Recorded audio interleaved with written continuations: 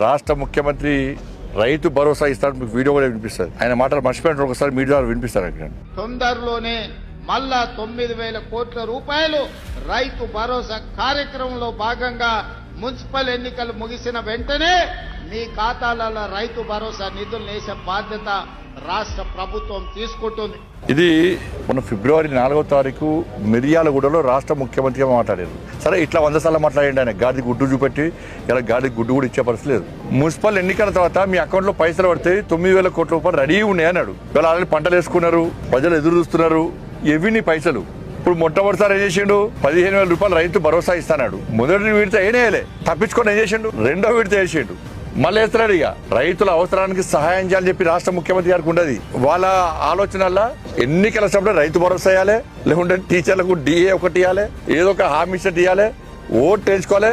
ఓట్లు అయిపోయినాక మళ్ళీ ఇక లాపత్తలు కూడా మళ్ళీ ఎరిగా జెడ్పీటీసీ ఎంపీటీసీ ఎన్నికల్లో కాంగ్రెస్ పార్టీ ప్రభుత్వానికి గుణపాఠం చెప్తే రైతు భరోసా రెగ్యులర్గా వస్తుంది.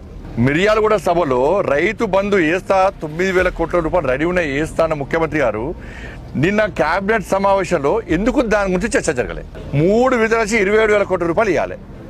ఇస్తారా ఇయ్యరా? మళ్ళీ ఇప్పుడు ఒకటి వచ్చి పాతది మొదటి ఎందుకు ఇవ్వవు?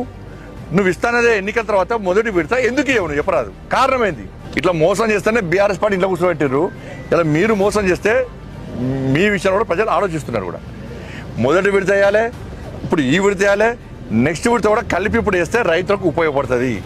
ఇవాళ లేఖ రాష్ట్ర ముఖ్యమంత్రి గారికి మీరు వెంటనే రైతు భరోసా రైతుల అకౌంట్లోకి వేసి రైతులు కష్టాల్లో ఇబ్బందులు ఉన్నారు, వారిని ఆదుకోవాల్సిన బాధ్యత రాష్ట్ర ప్రభుత్వం మీద ఉంది. రైతు భరోసా వేయకుంటే కిసాన్ మోర్చా ఆధ్వర్యంలో ఆందోళన చేపట్టడానికి సిద్ధంగా ఉండమని చెప్పి మా రాష్ట్ర అధ్యక్షుడు రామచంద్ర గారు చెప్పారు. కాబట్టి రాష్ట్ర ప్రభుత్వం స్పందించకుంటే, రాష్ట్ర ముఖ్యమంత్రి స్పందించకుంటే 100% రాష్ట్ర భారతీయ జనతా పార్టీ రామచంద్ర గారి నేతృత్వంలో ఆందోళన చేయడానికి సిద్ధంగా ఉందన్న విషయాన్ని నేను రాష్ట్ర ప్రభుత్వం తెలియజేస్తున్నా. మీ మాయ మాటలు, మోసపూరితమైన మాటలు సాగాయి.